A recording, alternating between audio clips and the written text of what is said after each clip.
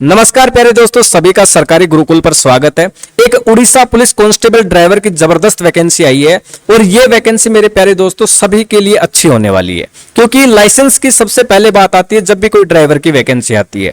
तो इस वैकेंसी में जिन कैंडिडेट्स के पास LMV light motor vehicle licence है वो हर एक कैंडिडेट फॉर्म भर पाएगा। ठीक है, साथ ही 10वीं अगर पास है आप तो ये आपके लिए एक सुनहरा मौका है, बहुत ही अच्छा मौका है। अब उड़ीसा के अंदर वैकेंसी आई है तो अदर स्टेट वालों का सवाल होता है कि हम फॉर्म भर पाएंगे या नहीं भर पाएंगे। तो अदर स्टेट वाला हर एक कैंडिडेट फॉर्म नहीं भर पाएगा, कुछ लोग भर पाएंगे जिनके पास इसमें वो जो क्वालिफिकेशन मांगी गई है वो होगी। ठीक है, क्वालिफिकेशन क्या होने वाली है वो सब चीजें तो मैं आपको वीडियो में अच्छे से समझाने वाला हूं, कोई भी दिक्कत आपको नहीं आएगी। सबसे पहले प्यारे दोस्तों पदों की बात करें तो इसमें 405 पदों पर ये आपकी भर्ती होगी। और जो 405 पद हैं इनमें एक दुख की बड़ी बात यह है कि जो ओबीसी वाले कैंडिडेट हैं उनके लिए यहां पर एक भी पद नहीं है। ओबीसी वाले कैंडिडेट्स के लिए कोई भी पद यहां पे इस वैकेंसी में आपको देखने को नहीं मिलेंगे। ठीक है, तो इसका जो ऑनलाइन फॉर्म है प्यारे दोस्तों मैं सबसे पहले बता देता हूं। अब स्टेप बाय स्टेप इस वैकेंसी की मैं पूरी जानकारी आपको बता रहा हूं, हर एक जानकारी समझना। ठीक है, जो इसके ऑनलाइन फॉर्म है वो 11 अक्टूबर से कंटिन्यू भरना स्टार्ट हो जाएंगे। ठीक है, और 31 अक्टूबर तक आपके इसके फॉर्म भरे जाएंगे, यानी 31 अक्टूबर रात 11:59 तक आप इसका फॉर्म भर पाएंगे। जैसे ही 12 बजेंगे अगली तारीख आ जाएगी और इसकी जो फॉर्म भरने की वेबसाइट है वो बंद हो जाएगी। तो कुल मिला के बात करें तो यहां पर आपको 20 से 21 दिन का टाइम मिलेगा फॉर्म भरने के लिए।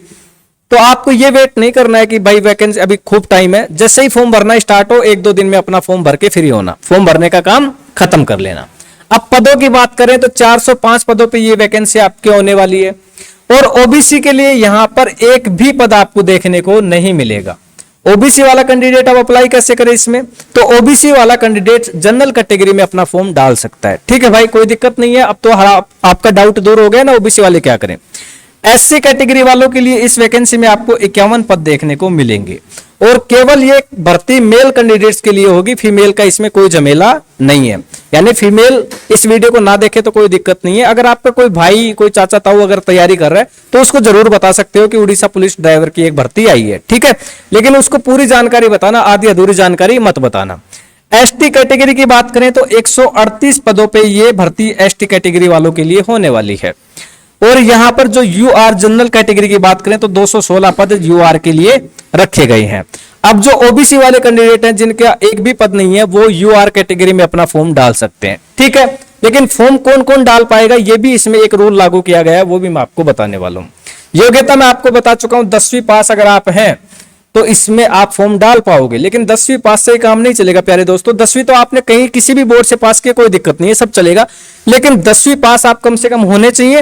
और 10वीं में आप उड़ीसा एक सब्जेक्ट होता है, जैसे हिंदी, इंग्लिश, सामाजिक विज्ञान, संस्कृत होता है ना, ऐसे ही उड़ीसा का एक सब्जेक्ट होता है उड़ीसा लैंग्वेज का, वो आप पढ़े होने चाहिए। मार्कशीट में आपका छपा होना चाहिए कि जैसे हिंदी में आपके मान लो 50 नंबर आए तो ऐसे हिंदी लिख के आगे 50 लिखा होता है ना, तो ऐसे उड़ीसा आपकी मार्कशीट में होना चाहिए। यानी उड़ीसा सब्जेक्ट आप 10th क्लास में पढ़े हो तो ही इसमें आप फॉर्म भर पाओगे, नहीं तो नहीं भर पाओगे। ठीक है, चलो आगे बात करें लाइसेंस की।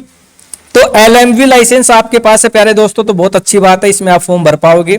HMV है तो फिर आप भर ही पाओगे, क्योंकि LMV वाले भर रहे हैं तो HMV वाले भी भर पाएंगे। या ट्रांसपोर्ट का है तो वो भी आप भर सकते हो। यानी लाइसेंस इसमें हर प्रकार का चलेगा।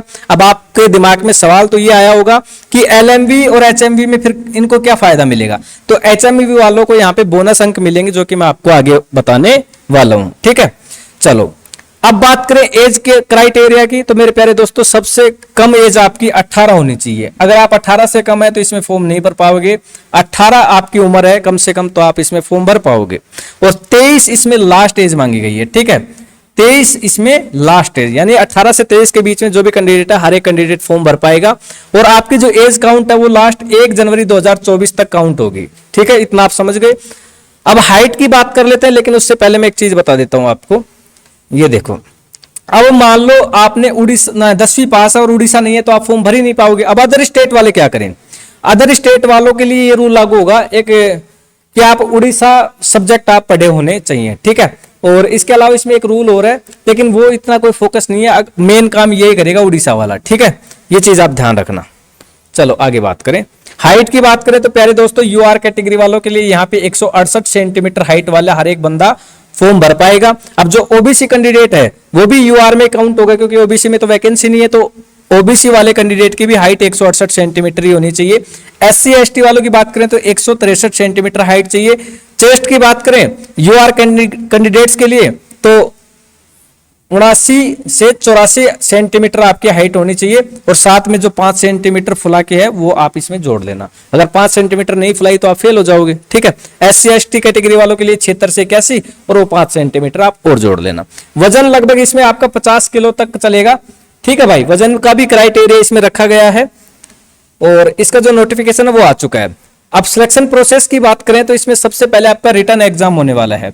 एग्जाम में आपका 1/4 नेगेटिव मार्किंग रहेगा। नेगेटिव मार्किंग का आज के जमाने में सबको पता है, कोई खास बात बताने की जरूरत नहीं है। एग्जाम में आपका जीके आएगा, साथ में आपका जो ट्रांसलेशन का एक टॉपिक होता है वो आएगा, जिसमें हिंदी से उड़ीसा, उड़ीसा से हिंदी, या उड़ीसा से इंग्लिश और इंग्लिश से उड़ीसा, ऐसा कुछ ट्रांसलेशन आपसे करवाया जाएगा। रीजनिंग आने वाला है, मैथ आने वाला है, और भाई इसके अलावा जो ट्रैफिक पुलिस का जितना भी टॉपिक होता है वो आपको आना चाहिए, जैसे कि जो भी होता है ना उसमें, और मैकेनिकल का ज्ञान होना चाहिए आपको, गाड़ी के पार्ट्स वगैरह के बारे में, ठीक है। ये चीजें इसके एग्जाम में आने वाली हैं, और अभी इसका कोई फिक्स नहीं है भाई, ये चेंज भी हो सकता है सिलेबस, लेकिन जब भी पूरा नोटिफिकेशन में सिलेबस आएगा तो वो भी आपको बताएंगे, लेकिन ये सिलेबस लगभग आने वाला है, ठीक है। रिटन एग्जाम अगर आप क्वालिफाई कर लेते हो तो फिर आपका ड्राइविंग टेस्ट होगा, फिर आपका पीएचटी होगा, फिर पीईटी होगा, और लास्ट में आपका मेडिकल होगा। तो ये सस्ता सा इसके अंदर सिलेक्शन प्रोसेस है, कोई बड़ी बात नहीं है, ठीक है। अब लास्ट में बोनस अंक की बात करें तो एचएमवी लाइसेंस जिनके पास है उनको 3 नंबर की छूट मिलेगी, 3 नंबर फोकट के मिलेंगे। एनसीसी जिसके पास है उसको 2 नंबर मिलेंगे।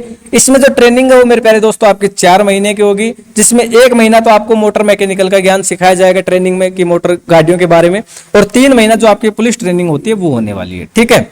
तो अदर स्टेट वाले समझ गए होंगे कि कौन कौन फॉर्म भर सकता है। जो जिसने उड़ीसा पढ़ी है वही फॉर्म भर पाएगा, ठीक है। ओबीसी वालों के लिए कोई वैकेंसी नहीं है, वो जनरल कैटेगरी के लिए फॉर्म अप्लाई करें। बाकी जो भी था मैंने आपको समझा दिया। फिर भी कोई डाउट रह जाता है, कोई परेशानी हो इस वैकेंसी से लेकर, कुछ चीज समझ में नहीं आई हो, तो कमेंट बॉक्स खुला रहता है हमेशा, उसमें आप अपना कमेंट डाल देना, आपके कमेंट का जवाब आपको हमेशा मिलेगा, ठीक है। लाइक वीडियो को करना है अगर आपको अच्छी इन्फॉर्मेशन मिली हो। डिस्क्रिप्शन में अपने व्हाट्सएप चैनल का लिंक है, क्योंकि काफी सारी वैकेंसी आती रहती है जिनका हम यूट्यूब पे नहीं बताते हैं, वो छोटी वैकेंसी होती है, उसमें पद काफी कम होते हैं और इतनी चर्चा में नहीं आती है, ऑफलाइन वैकेंसी, ऑनलाइन वैकेंसी, तो उसको हम अपने व्हाट्सएप चैनल पे जो भी हमसे जुड़ा होता है उसमें डाल देते हैं, ठीक है। तो आप चैनल को भी ज्वाइन कर लेना भाई, अगर आप सरकारी नौकरियों के पीछे दौड़ते हो, ठीक है। बाकी सब्सक्राइब आपको करना ही है प्यारे दोस्तों। फिर मिलेंगे, तब तक के लिए पढ़ाई करो, मस्त रहो। जय हिंद, जय भारत।